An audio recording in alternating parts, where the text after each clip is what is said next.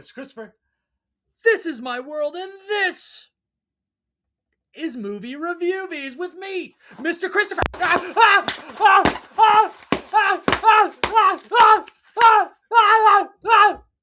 What is it, I ran in here? Because I was about to start running. And I ran so far away. I just ran, I could not get away. Because the bombs drop all day. Jeez, that's sad. That is sad. It's sad killing people. That's just a sad thing. But anyway, we're here at Movie Reviewvies. Last week I brought out Misery from the VHS, so we're going to start there. And then we're just going to go places from there. We're back to normal. Easter's over. St. Patrick's Day's over. I think I got some time before my next specials. So we might be just kind of doing this for a minute, which is good. Because this is what it is. You know, once in a while something happens. I gotta give it a little nod because Mr. Christopher likes to celebrate things. Mr. Christopher likes to celebrate things, and you should too. Because celebrations are nice. And they're fun. You know what I'm saying? It's all with love. Anyway, let's get right into this. Movie Reviewvie, folks. Movie Reviewvie week. Let's get right into this. Let's go.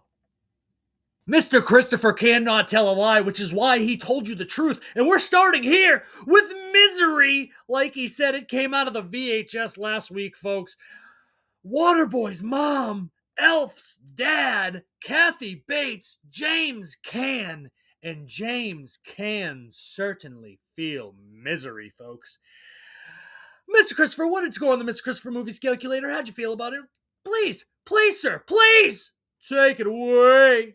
Misery! I loved Misery. I thought it was a great movie. You know, out of nowhere, fantastic. The story, everything was good. Like, really good. I'm going to tell you my notes on this one because I think my notes, if you have never seen it, will make you want to see it a little bit more. Because I never wanted to see it ever. But I was like, you know what? Let's see what this has got to offer. And on the Mr. Christopher Movies Calculator, I'll tell you right now, it scored a very solid 8. I gave it an 8, folks, because I thought it was great, folks. You know what I'm saying? I mean, it was so much better than I even thought it was going to be at all. My notes. Here's my notes on Misery. First of all, Elf's dad, Waterboy's mom. Come on. Rob Reiner out of nowhere. I get all the way to the end, and all of a sudden Rob Reiner's name pops up as a director. I was like, whoa! Rob, you're crushing it! This guy shows up on this show more than I ever thought he would. And it's out of nowhere stuff, too. I'm telling you, I mean, this is obviously my technology's nanogram in my brain, or whatever technology does when it goes into your brain somehow and starts to notice your patterns and is like, hey, we're going to give him more of these, but we're not going to tell him that this is happening. We're just going to kind of pass it along. Whatever. I will say this. An artist like Rob Reiner, the only way to go is to be artistically and passionately murdered by your son. I mean, I'm just going to throw it out there. I mean, the guy's crushing it as a director in my world. Right off the bat, I decided it needed to be remade. This would be a good remake. This would be a good modern remade movie. Obviously, Mr. Christopher's biased, and I want Keke Palmer to play the Kathy Bates part. But and I would like to play the James Caan part, but that's biased. That's a biased opinion. Kathy Bates is a beast right out the gate, carrying him home in the storm. Give that. Once you see that, you're going to be like, she's a monster. Damn. What are the chances, though? I just wrote that down. I forget why.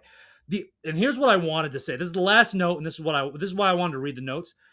The old lady was the biggest victim. That's it. The old lady was the biggest victim. If you know what I'm talking about, you know what I'm talking about. I'm not going to spoil nothing. If you see it, if you see the movie, you're going to be like, I wonder why she's the biggest. And it's not even going to talk about it, by the way. She becomes the biggest victim. The movie ends, and she doesn't even get talked about. And it's like, that poor woman was affected the most out of anybody. Screw James Caan. I'm going to throw it out there. Screw James Caan. There's a woman who was brutally affected.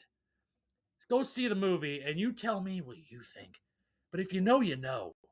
All right, that's it for the VHS from last week. I wonder what's in it this week. We'll see at the end of the episode. Let's go to the next movie, though. Let's keep rolling along here.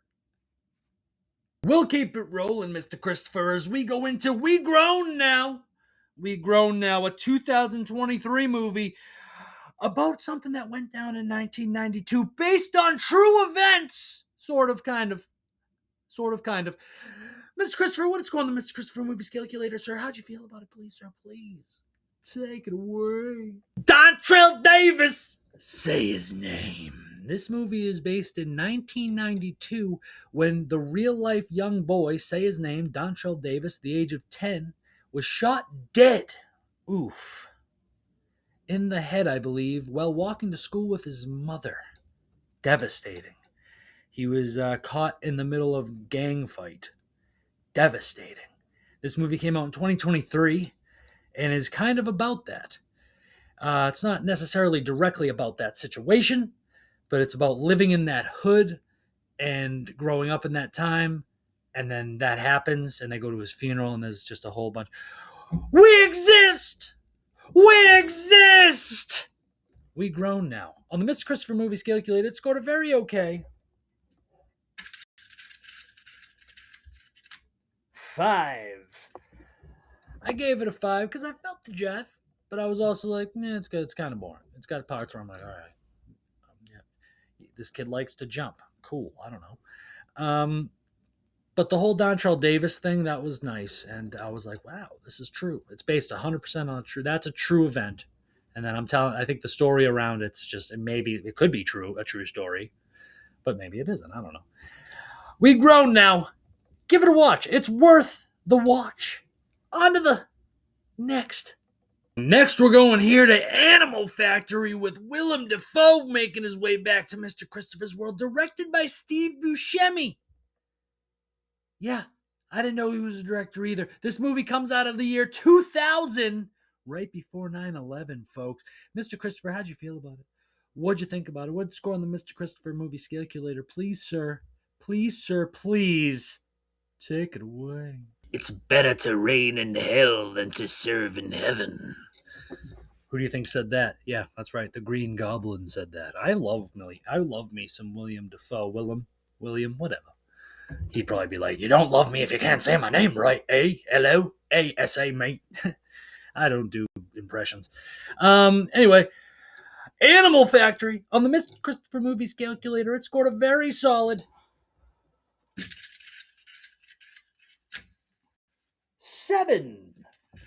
It was a good 7. It was a solid 7. Very raw, very 2000, very before 9/11, which I love a before 9/11 situation, you know. It's an interesting thing to think about, like Willem Dafoe pre 9/11 versus after 9/11, you know, like he has two different acting worlds. You can watch pre Willem and then see what he was after 9/11. I don't know. But what I do know is, surprise, we got ourselves a Hawk Report, folks. And it's going to end the show. So let's do the Hawk Report. We went and saw The Bride with Christian Bale and his counterpart. I forget her name. But let's get into that. Let's go see what the Hawk felt about The Bride. Hello, I'm Mr. Christopher. This is the Hawk, and we're going to see The Bride. We're going to see The Bride with Jesse Buckley and Christian Bale. We're going to get ourselves a Hawk Report going, see what he thinks about it, and then we're going to go back to me. We're going to see what I think about it, and we're going to close out this episode together. So let's do it.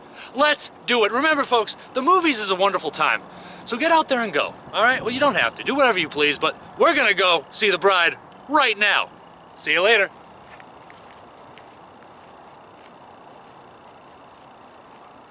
That's all I got. We went and we walked to the theater and saw the movie, and when we came back, someone had stolen my camera, so I should have, in hindsight, it would have been smarter to maybe walk back and put the camera in the car and cut it. But when you're in the scene, you just kind of going for it. No, I'm just kidding. That's a joke. Let's get to the Hawk Report. Before we get to the Hawk Report, here it is. Here comes the motherfucking bride. Jesse Buckley, Christian Bale, Hawk. How'd you feel about it? Please, gentlemen, take it away.